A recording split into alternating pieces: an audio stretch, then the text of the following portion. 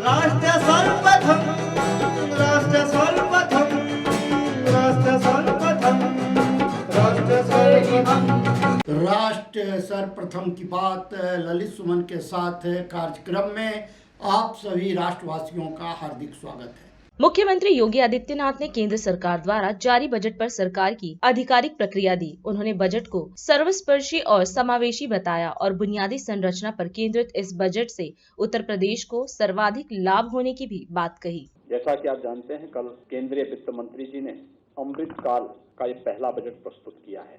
इस देश ने 2022 में अपनी आजादी का अमृत महोत्सव मनाया है और आदरणीय प्रधानमंत्री जी ने देश की आजादी के शताब्दी महोत्सव तक इस 25 वर्ष के कालखंड को अमृत काल के रूप में संबोधित करते हुए अमृत काल की और आजादी के शताब्दी महोत्सव के वर्ष में हम कैसा भारत चाहते हैं उससे पूरे देशवासियों को जोड़ने का आह्वान किया था। और आजादी के अमृत महोत्सव के मुख्य महोत्सव में आदरणीय प्रधानमंत्री जी ने देश को पंच प्रण से जोड़ने की बात की थी। पंच प्रण में एक प्रण विकसित भारत के निर्माण का भी है और अमृत काल का ये पहला बजट विकसित भारत की परिकल्पना को साकार करने वाला एक सर्वस्पर्शी समावेशी बजट है जो समाज के प्रत्येक तबके को, गांव, गरीब, किसान, नौजवान, महिलाएं, वंचित, वनवासी समुदाय और समाज का वो प्रत्येक तबका, उन सबको इसमें अवसर देने का कार्य किया है। और इन सभी अवसरों को यूनियन बजट में सप्तऋषि के रूप में संबोधित किया गया है।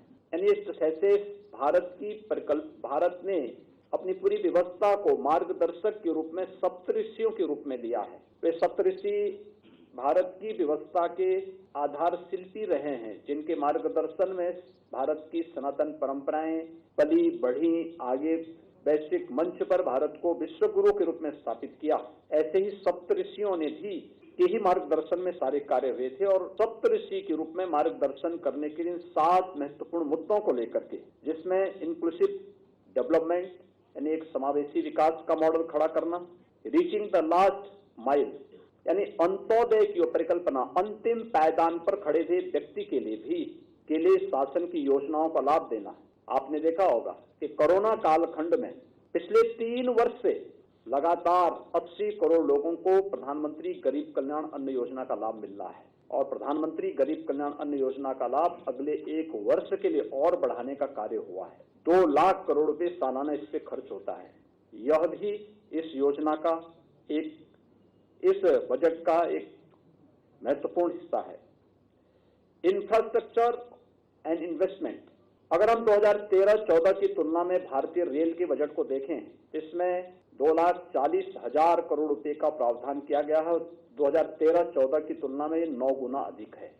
हाईवेज के बारे में देखेंगे तो एक बड़ा इंफ्रास्ट्रक्चर डेवलपमेंट के लिए 50 नए एयरपोर्ट, हेलीपोर्ट, वाटरवेज आदि के लिए भी प्रावधान किया गया है और इसका सर्वाधिक लाभ उत्तर प्रदेश लेने जा रहा है, क्योंकि उत्तर प्रदेश के पास सबसे बड़ा रेल नेटवर्क, देश का सबसे बड़ा रेल नेटवर्क हमारे पास है। उत्तर प्रदेश के पास सबसे बड़े पैमाने पे नए हाईवेज के प्रस्ताव उत्तर प्रदेश ने भेजे हैं और उत्तर प्रदेश इस दिशा में कार्य कर रहा है। और पिछले 5 वर्ष के अंदर जितना भी इंफ्रास्ट्रक्चर का कार्य उत्तर प्रदेश के अंदर हुआ है, वह उत्तर प्रदेश के नए परसेप्शन को और नए उत्तर प्रदेश के बारे में सबका ध्यान आकर्षित करता है। स्वाभाविक रूप से इस इंफ्रास्ट्रक्चर का लाभ भी उत्तर प्रदेश को सबसे अधिक होने जा रहा है। प्रदेश के अंदर सक्षमता को सामने ढाला, अनलीजिंग द पोटेंशियल, यह इसका चौथा भाग है और इसके बारे में उत्तर प्रदेश की अंदर की जो हम लोग पहले से कहते आ रहे हैं कि उत्तर प्रदेश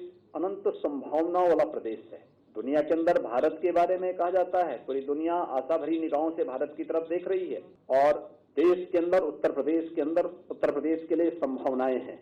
एक ग्रीन ग्रोथ यानी कैसे हम हरित विकास की ओर जा सके, कार्बन उत्सर्जन को कम से कम करके हम डेवलपमेंट का एक ऐसा मॉडल दें जो लोगों के सतत और समावेशी विकास के लिए महत्वपूर्ण हो सके।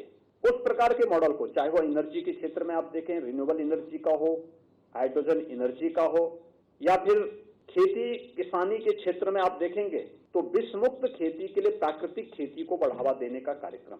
यूनियन बजट एक विकसित भारत की उस परिकल्पना को साकार करता है जो आज प्रधानमंत्री मोदी जी के विजन के अनुरूप जब ये देश अपनी आजादी का शताब्दी महोत्सव मना रहा होगा, तब हर भारतवासी गौरव के साथ कह सकता है कि मैं दुनिया की सबसे बड़ी आर्थिक महाशक्ति के रूप में स्थापित भारत का नागरिक हूं।